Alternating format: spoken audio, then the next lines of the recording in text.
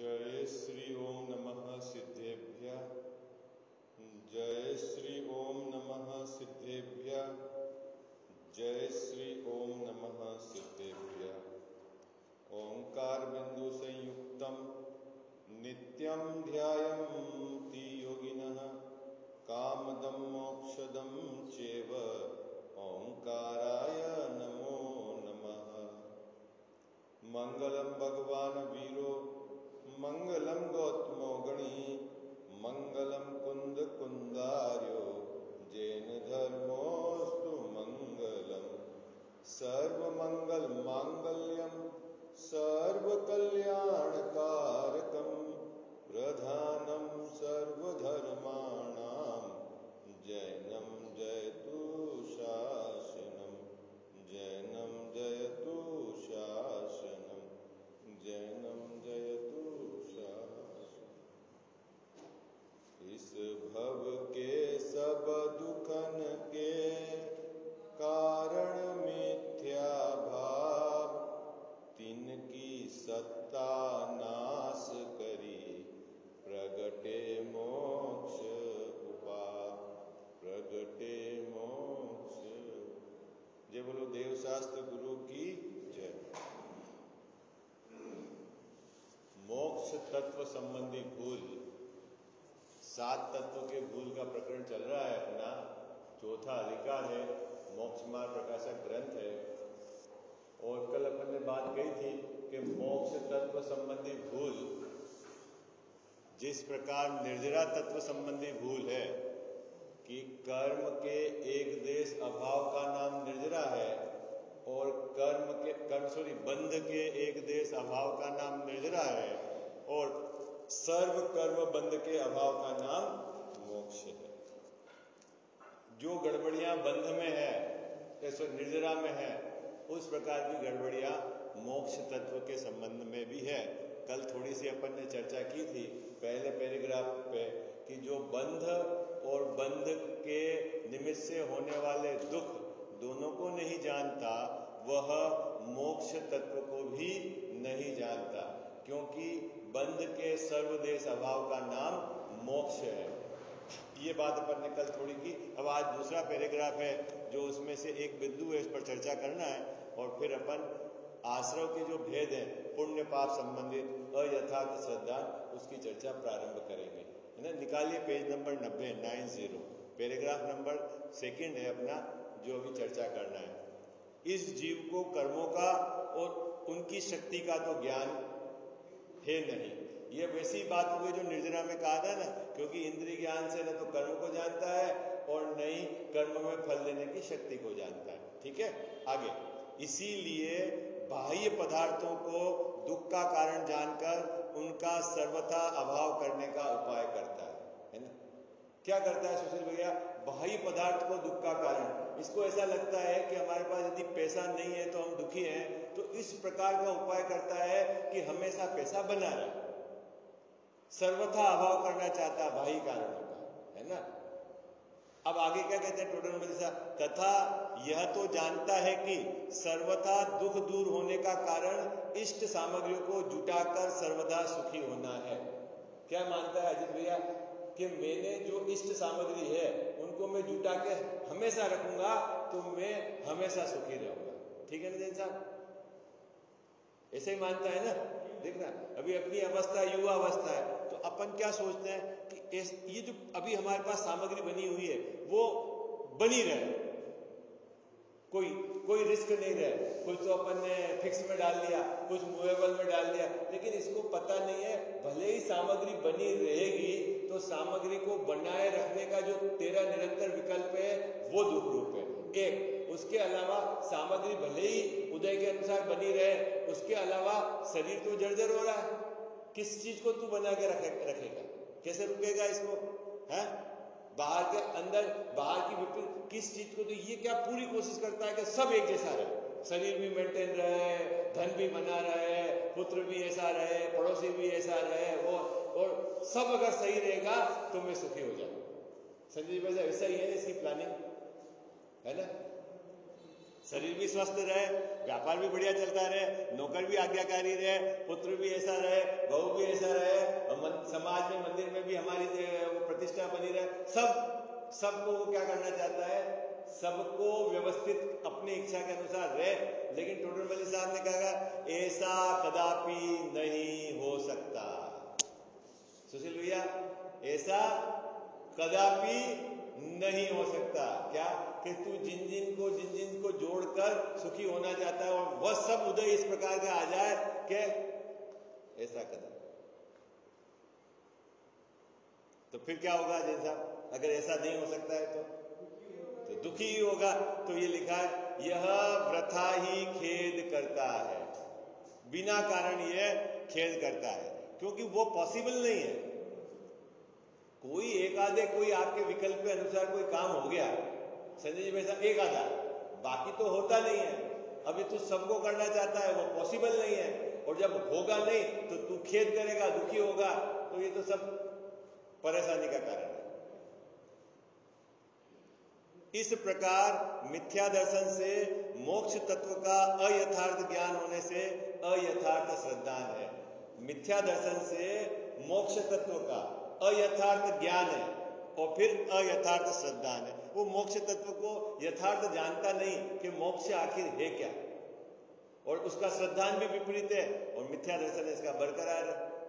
इस प्रकार यह जीव मिथ्या दर्शन के कारण जीवादि 7 तत्वों का जो प्रयोजन भूत है उसका अयथार्थ श्रद्धान करता है, विपरीत श्रद्धान करता है। अब इतने लंबे दिन, 10 दिन से अपन ये चर्चा कर रहे हैं। मुख्य बात आपको मैं शॉर्ट में समझा देता हूं। 7 तत्व संबंधी भूल क्या है?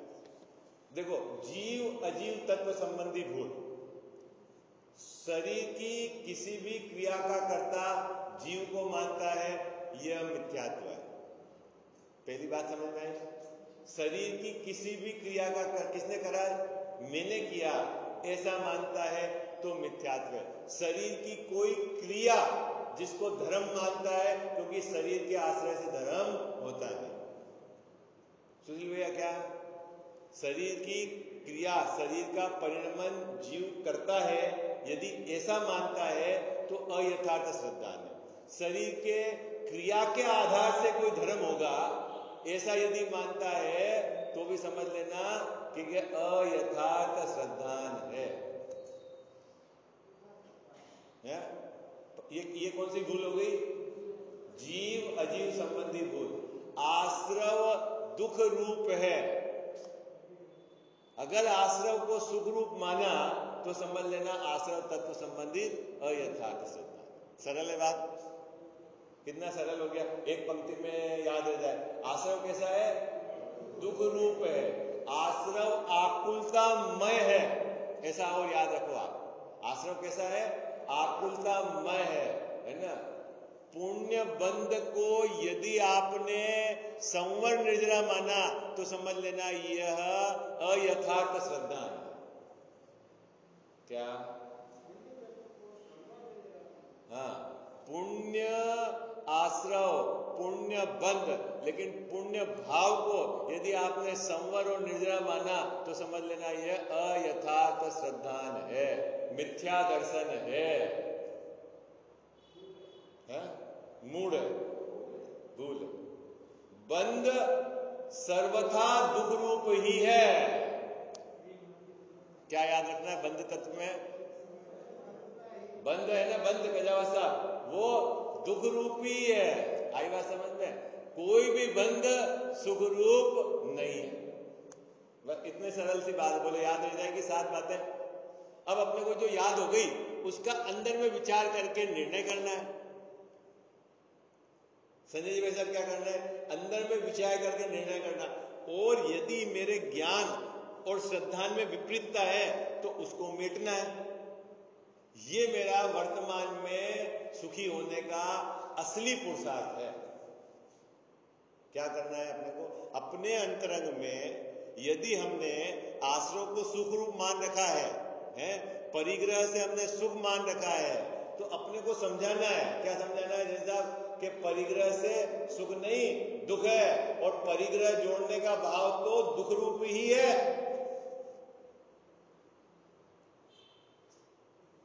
कौन समझाएगा?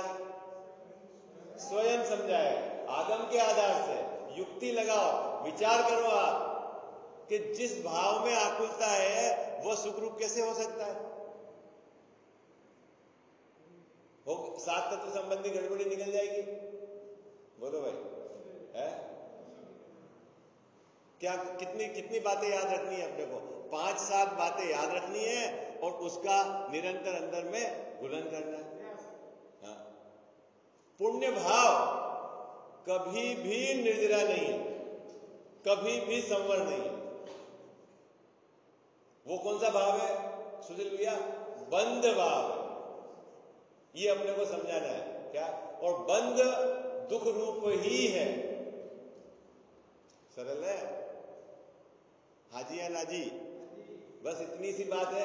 इतना अपने को अंदर में विचार करके निर्णय करना है। चलो अब अपन पुण्य पाप संबंधी, ये जो पुण्य पाप है ना, 7 तत्वों में इनके नाम नहीं आए। 7 तत्वों में अपन ने अभी चर्चा करी ना, तो उसमें क्या क्या नाम आए?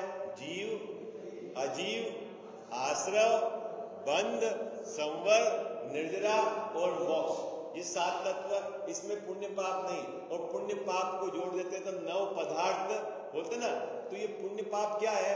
ये जो है ना, अपन ने बताया था ना, पुण्य और पाप 2 जगह जाएंगे। आश्रव में पुण्य और पाप ऐसे भेद हो गए, पुण्याश्रव, पापाश्रव। और बंध में भी भेद हो गए, पुण्य बंध, पाप बंध। तो ये जो आश्रव बंध में ये जो जाएगा क्या पार्ट? पुण्य और पाप। किसमें जाएगा सुशील भैया? आश्रव और बंध में जाएगा पुण्य और पाप। ये पुण्य और पाप आश्रव बंध है, संवर, निर्जरा, मोक्ष नहीं। और आश्रव बंध है, उपादेय नहीं। बात समझ में आ गई क्या? अभी अब आप सोचोगे ये बात तो आप सीधे कहते हो कि पुण्य भाव है तो पुण्य भाव बंद कर दो। देखो एक बात समझना बहुत शांति से। सबसे पहले तो भैया श्रद्धान सुधरेगा। क्या? आगम का अभ्यास करके सम्यक निर्णय लोगे आप तो आपके श्रद्धान सुधरेगा। श्रद्धान सुधरेगा मतलब पुण्य पाप में जो धर्म बुद्धि पड़ी है, वो जो विपरीत बुद्धि पड़ी है, वो टूट जाएगी और अपना स्वभाव सुखमय ऐसा उसको श्रद्धान होगा। तो सबसे पहले क्या होगा? श्रद्धान सम्यक होगा। और उसके पश्चात स्वरूप की स्थिरता से चारित्र में जैसे जैसे जैसे जैसे मतलब स्थिरता होती जाएगी, वैसे वैसे पुण्य भाव, पाप भाव आपके समाप्त होते जाएंगे। लेकिन श्रद्धान यदि सम्यक नहीं हुआ तो समझ लेना कुछ भी काम चालू नहीं हुआ। आई बात समझ? जनरली ये समस्या है सुशील भैया। फिर अभी आप बोल देते हो कि पुण्य तो है, अब पुण्य नहीं करे तो क्या करें? क्या ये सबका कॉमन क्वेश्चन है? क्या है? अभ्यास की कमी है। सबसे बड़ी बात क्या है कि अभ्यास की कमी है। दूसरा, उसको समझ नहीं है आचार्यों ने क्या बात कही, उसका विचार करना है। तीसरा, परिपाटी बुद्धि का जोर है। जगत में जो चल रहे हैं ना भीड़, जो उसी का जोर चलता है। तो वो क्या है? सही विचार नहीं कर सकता कि आचार्य देव क्या कह रहे हैं, क्यों कह रहे हैं। और उस जोर में सही बात जो है वो तो उनके पल्ले पड़ती नहीं है। और जो अपना अनादि का मिथ्यात्व है उसको वो सुरक्षित रख लेता है कुछ किसी भी प्रकार से। कहीं पंथ बुद्धि पकड़ लेता है, कहीं व्यक्तिवाद पकड़ लेता है, कहीं अपनी मर्जी से मान लेता है। लेकिन भाई जब तक आप ये बात नहीं समझेंगे तब तक आपको समझ लेना कि ये मोक्ष मार्ग तो बहुत दूर की बात है। आपको ऐसा लग रहा होगा कि कोई नया धर्म कांजी स्वामी ने चला दिया, ऐसा नहीं है। ये जो ग्रंथ लिखा हुआ है ये कांजी स्वामी के पहले का है। कजावत साहब, किसके? ये जो ग्रंथ लिखा हुआ है जो अपन पढ़ रहे हैं मोक्ष मार्ग प्रकाशक, ये कांजी स्वामी के पहले का है। और इस ग्रंथ को भी बोलते हैं ये तो ग्रंथ इनका मुमुक्षों का है। अरे छोड़ो, इसके अलावा जिस ग्रंथ को कहेंगे उस ग्रंथ से अपन चर्चा करेंगे। प्रवचन सार, समय सार, ये जो पंचास्ति का है, आप जो कहेंगे उस ग्रंथ से। लेकिन आचार्य क्या कहते हैं समझ तो सही।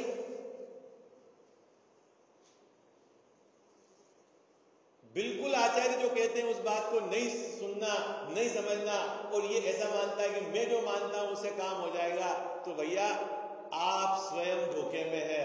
और किसी अन्य का बुरा नहीं हो रहा है। किसका बुरा हो रहा है? जैसा स्वयं का बुरा हो रहा है। देखो अभी पुण्य पाप संबंधित जो चर्चा है इसमें आपके सभी जो डाउट है सब क्लियर हो जाएंगे। टोडरमल साहब की भाषा है और टोडरमल साहब को क्या उपाधि दे रखी थी पता है आपको? क्या उपाधि है? क्या?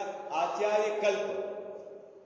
क्या आचार्य कल्प? मतलब वो आचार्य तो नहीं थे लेकिन आगम का अभ्यास और आचार्यों की बात को वो इतनी बारीकी से जानते थे जैसे आचार्य जानते हैं। आचार्य कल्प मतलब समझ में आई आपको? क्या उपाधि थी गजाव साहब? हाँ, आचार्य कल्प थे तो गृहस्थ लेकिन उनके जो आचार्यों की बात का इतना उनका स्पष्ट उनको ज्ञान था इसलिए उनको आचार्य की उपाधि दी, आचार्य के समान। उनका लिखा हुआ यह ग्रंथ है। और कब लिखा हुआ है? आज से 200-250 वर्ष पहले। ठीक है, तो ये भी पिक्चर में डाउट में निकाल लेना कि ये कोई कांजी स्वामी ने। अब आपको महिमा तब आएगी कांजी स्वामी की कि देखो दिगंबर धर्म में क्या बात थी और हम दिगंबरों को पता ही नहीं थी, किसी श्वेतांबर संप्रदाय वाले ने आकर ये हमको बता दिया। आई बात समझ में? अब आपको महिमा नहीं आवे और जबरदस्ती विरोध करो, वो काम है। आप देखो उन्होंने गलत क्या कहा, इसका तो विचार करो, उसकी तो खोज करो। आप 9000 घंटे के प्रवचन हैं आपके पास, कहीं कहां गलती है तो बताओ। नहीं जनता, वो तो बिल्कुल नेट पे उपलब्ध है। हाँ, सुने और सुनने ने पहली बात समझ में आ जाए, गलती कम निकालेगा जब जीव को समझ में आवे। विरोध करने में तो कुछ भी नहीं है। देखो अभी देखना पुण्य पाप संबंधी क्या बात टोडरमल साहब कहते हैं, सब ग्रंथ रखना आप अपने पास। और ये 250 वर्ष पहले की बात है और ये टोडरमल साहब कर्णानुयोग के विशेषज्ञ थे। सम्यक ज्ञान चंद्रिका उन्होंने टीका लिखी है कर्णानुयोग पे, उनकी प्रसिद्धि पूरे भारत में थी। दूर दूर से लोग उनसे तत्व संबंधी चर्चा की, उस समय साधन तो थे नहीं, पत्र के माध्यम से, और ऐसा लगता था कि इनकी बात सुने। इनके टोडरमल जी के बारे में तो अनेक विद्वानों ने अनेक प्रकार की बातें लिखी उस समय की। उनने सभी ग्रंथों का रहस्य निकालकर ऐसा विचार किया कि इस वर्तमान काल में जीव सभी ग्रंथों का अभ्यास नहीं कर सकता, इतनी बुद्धि नहीं है कि सब जगह वो मिलान कर लेवे, आचार्य की अपेक्षा समझ लेवे, अपेक्षा समझने में गड़बड़। तो उन्होंने एक सरल ग्रंथ देश भाषा में समाज के लिए जो कम बुद्धि वाले हैं, कम समय वाले हैं, उनके लिए ग्रंथ लिखने का उनको विकल्प आया। ग्रंथ पूरा नहीं हुआ लेकिन जितना भी है यह अपने को निश्चित तौर पर मार्गदर्शन देगा कि क्या बात है। करें अपन चर्चा प्रारंभ। सुशील भैया, ग्रंथ सब हाथ में रखना, क्योंकि आपको ऐसा नहीं लगना चाहिए कि मैं कोई अपनी बात मर्जी की बता रहा। आपको ऐसा भी नहीं लगना चाहिए कि एक बात कोई टोडरमल जी की है या कांजी स्वामी की।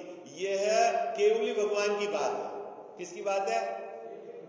आचार्य परंपरा से हमारे को प्राप्त है, महाभाग्य से हमारे पास ही है, दिगंबर संप्रदाय के पास ही। आई बात समझ में? अब दिगंबर में किन के पास है वो आप जानो, जिसके पास है वो महाभाग्यशाली। आई बात समझ में? ठीक है, देखो निकालो पेज नंबर 90, पुण्य पाप संबंधित अयथार्थ श्रद्धा। मिल गया सबको पेज?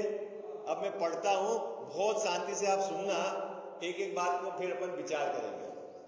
तथा पुण्य पाप है सो इन्हीं के विशेष है। पुण्य और पाप है इन्हीं के विशेष है। इन्हीं के विशेष है मतलब जो ऊपर जो बात है ना, आश्रम और बंध इन्हीं के विशेष है। और इन पुण्य और पाप की एक जाति है। क्या कहा? पुण्य और पाप दोनों की क्या है? एक जाति है, एक ही कैटेगरी के हैं, एक ही मां से पैदा हुआ है। अभी समझ उदाहरण देते ना, एक तो उसके घर में परवरिश होती है, एक उसके घर, लेकिन है तो चांडालनी के प्रथमान्यों में उदाहरण आता है। अभी अपन उदाहरण पे जाएंगे तो विषय ढीला हो जाएगा। आप अपना इधर ही केंद्र बिंदु रखना, क्या क्या बात लिखी टोडरमल साहब ने। पुण्य और पाप की एक ही जाति है, तथापि मिथ्या दर्शन से पुण्य को भला जानता है। क्या कहा भैया? ये तो पुण्य पाप एक जाति के और इस जीव को मिथ्या दर्शन है, तो मिथ्या दर्शन से जो दोनों एक जाति के हैं, लेकिन मिथ्या दर्शन से एक चश्मा अलग रंग का चढ़ा लिया है इसने, उससे एक अलग दिखता है और एक अलग दिखता है, ये दोनों एक जाति के। हाँ, किससे? मिथ्या दर्शन से। अभी देखना अपन इसकी गहराई पे विचार करेंगे, क्या बात है। अभी अपन पढ़ते हैं, साधारणतः आपको बात पकड़ में आएगी। पाप को बुरा जानता है, पुण्य को भला जानता है, पाप को बुरा जानता है, और पुण्य और पाप एक जाति के हैं, लेकिन इनमें बंटवारा जो भला बुरा का हुआ है वो मिथ्या दर्शन से हुआ है। सही है, यही बात लिखी है टोटल मिल जाता है गजाव साहब, यही है ना। आगे चलो, आगे। पुण्य से अपनी इच्छा अनुसार किंचित कार्य बने।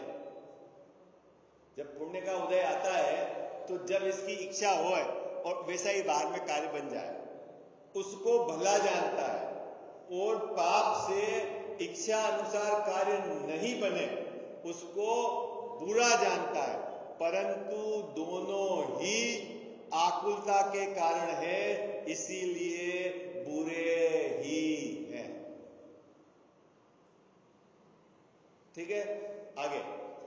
तथा यह अपनी मान्यता से, किससे जैन साहब? अपनी मान्यता से वहां सुख दुख मानता है। किसमें सुख दुख मानता है? पुण्य के उदय में और पाप के उदय में अपनी मान्यता से सुख दुख मानता है। आइए समझ। परमार्थ से जहां आकुलता है वहां दुख ही है। परमार्थ क्या बोलता है? जहां जहां आकुलता है वहां दुख है, लेकिन इसने किसी एक आकुलता को सुख माना है, किसी एक आकुलता को दुख माना है। कैसे? अपनी मर्जी से। क्या सर, पंक्ति समझ में आ रही है? क्या कहा? अपनी मर्जी से। कहीं माना सुख, कहीं माना दुख है। इसीलिए पुण्य पाप के उदय को भला बुरा जानना भ्रम ही है।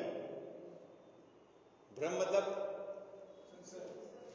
जैसा कंफ्यूज, आप बोलते ना बहुत कंफ्यूज है। कंफ्यूज है मतलब इसको खबर ही नहीं पड़ रही क्या है। ऐसा ही होता है ना अपने भी। पुण्य अच्छा है कि बुरा है? पुण्य का उदय कैसा है कजाव साहब? अच्छा है कि बुरा है? यदि आप अच्छा मानोगे, यदि बुरा मानोगे तो कंफ्यूज हो आप।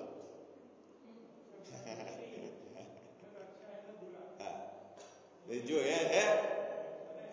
अरे भाई बात अभी देखना, भी आपको बहुत इसमें रहस्य है इसके अंदर। अभी अपन पढ़ रहे हैं, अभी एक एक पंक्ति में बहुत माल है। तथा कितने ही जीव कदाचित पुण्य पाप के कारण जो शुभ अशुभ भाव उन्हें भला बुरा जानते हैं। दो बातें कह दी यहां पे, ऊपर पुण्य पाप के उदय और सेकंड पंक्ति में कह दी पुण्य पाप के भाव, है ना। दो डिस्टिंग्विश करा है यहां पर, उसकी भी अपन चर्चा करेंगे। वह भी भ्रम ही है। क्या है जैसा? पूजा का भाव अच्छा है कि कमाने का भाव अच्छा है? केदार साहब क्या अच्छा है? पंक्ति पढ़ने, पंक्ति अभी सब देखो। आप कैसे समझ रहे हो कि कजावा साहब कुछ सबकी कंफ्यूजन है? हाँ, ये चक्कर में नहीं रहना।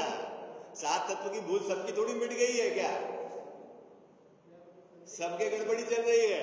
ये तो गड़बड़ी है, गड़बड़ी जबरदस्त गड़बड़ी है ये हमारी सबकी अनादि की।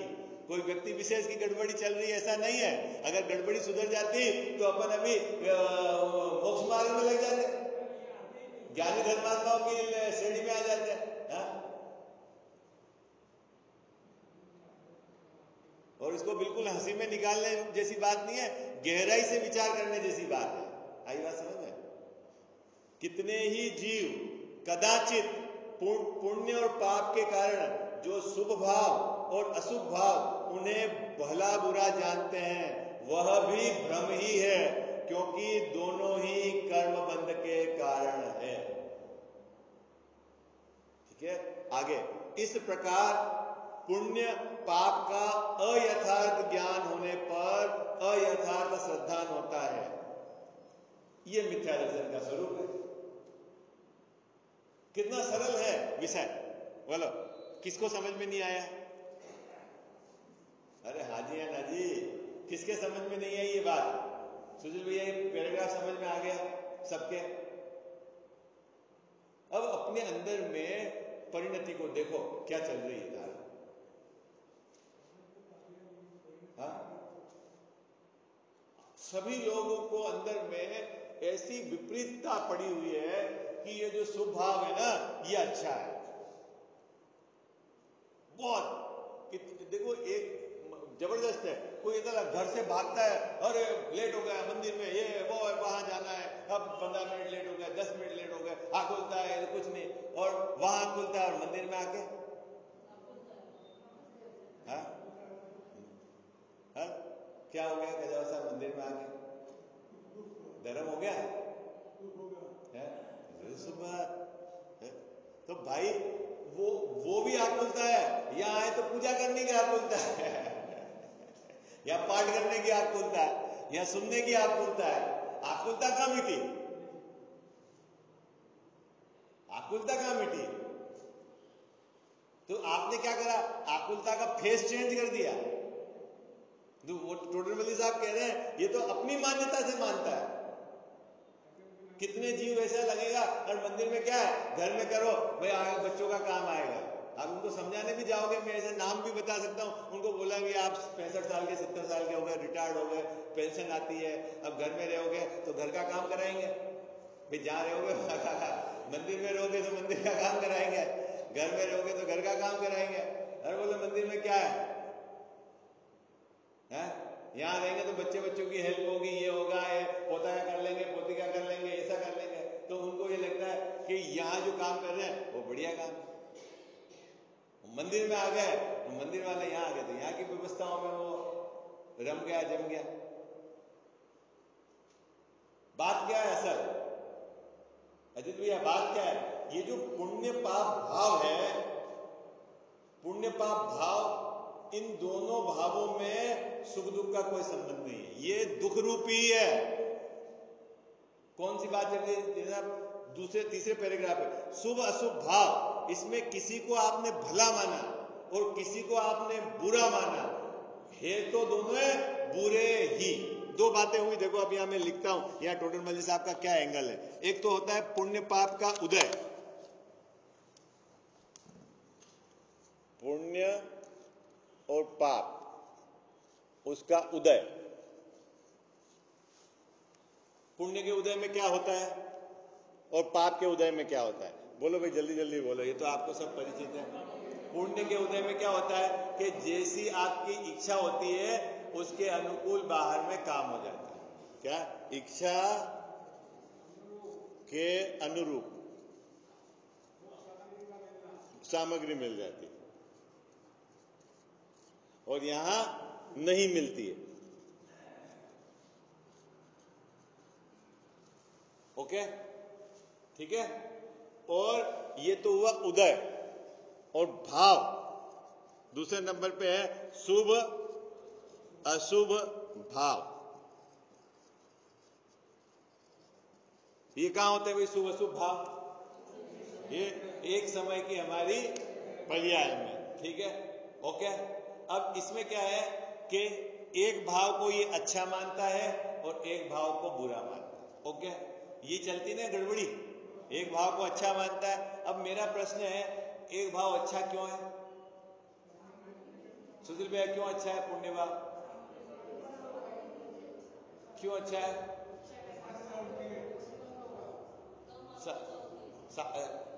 क्या इच्छा के अनुसार सामग्री मिल जाती है, ठीक है।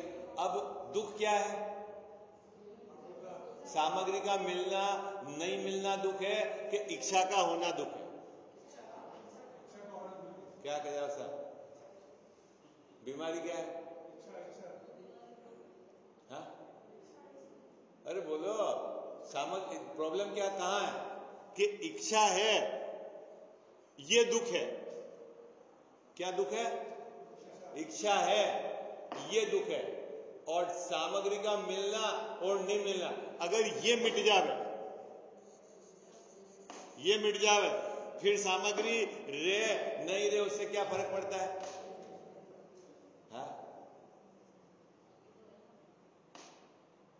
तो बीमारी कहां है?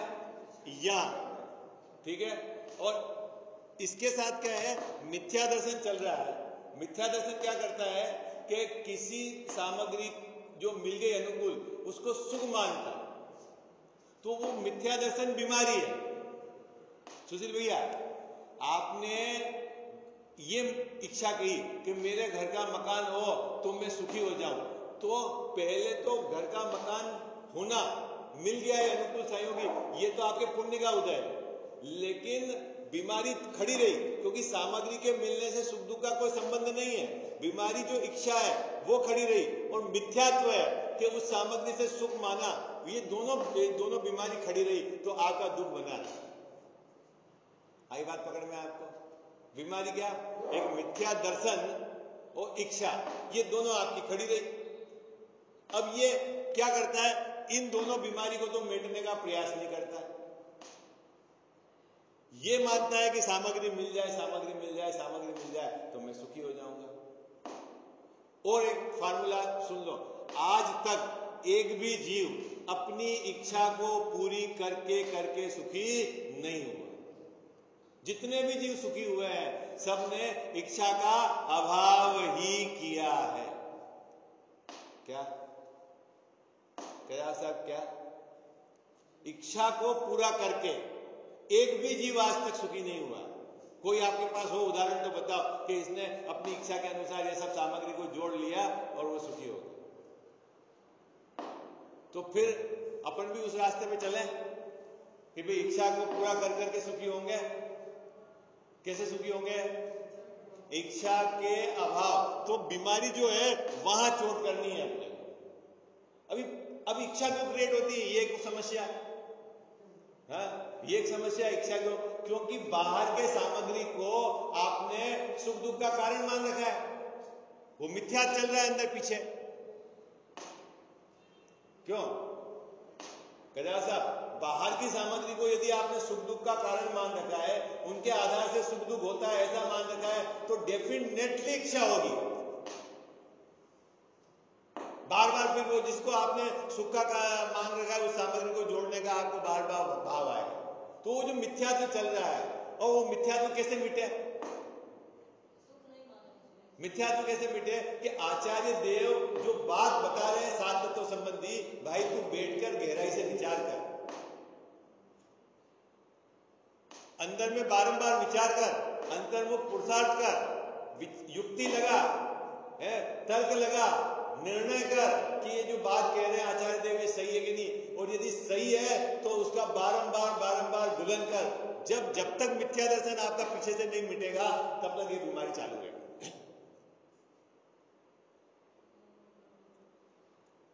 अभी अपन ने धर्म के नाम पे ईमानदारी से बताना, अभी आप सब इतने 30-40 लोग बैठे हैं, धर्म के नाम पर आपने क्या पुरुषार्थ किया और सुखी होने के नाम पे आपने क्या पुरुषार्थ किया? मैंने जो अभी बात बताई उसके अलावा ये काम कितनी बार किया? पूजा की, मंदिर बनाए, तीर्थ यात्रा की, दान दिया, फिर दान दिया, अभिमान मान लिया मैं देने वाला, हाँ नाम ऊपर लाना चाहिए मेरा। मतलब आपने कसायों को सुरक्षित रखा, कसायों को जीवित रखा, कसायों को वृद्धि कसाय की पूर्ति करी, और बाहर में धर्म के किया।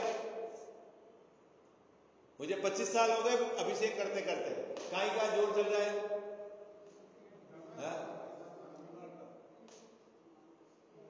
जो बीमारी है उस पर तो जान ही रहे हम, और आज तक सुखी नहीं हुए।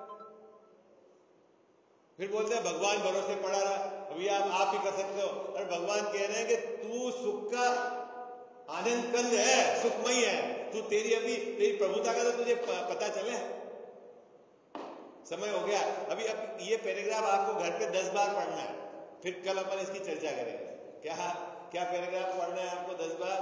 पुण्य पाप संबंधित अयथार्थ श्रद्धा, इसमें क्या कह रहे हैं टोडर मल्ली साहब, इसको घर पे पढ़ना है, विचार करना है, और अपना जोर जो पुण्य के उदय की चाह में अटका हुआ है और पुण्य भाव में अटका हुआ है, वहां से अपने को ढीला करके स्वभाव की तरफ मोड़ना है। क्या काम करना है अपने को?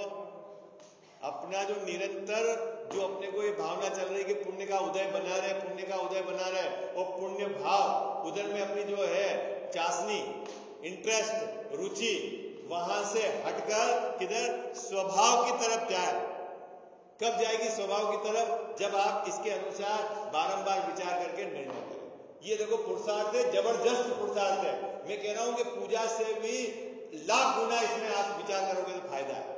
बोलो, क्योंकि आप वस्तु स्वरूप का विचार कर रहे हैं। वहां आपको पता ही नहीं चलता आप क्या बोल रहे हैं, क्या कर रहे हैं, कहां का अर्घ चढ़ जाता है, जय जय नाथ परम गुरु हो, और पूजा भई। पूजा करने का निषेध नहीं कह रहा हूं, उससे अनेक गुना ये लाभप्रद रहेगा यदि आप आगम के आधार से यथार्थ विचार करोगे। विशेष चर्चा पर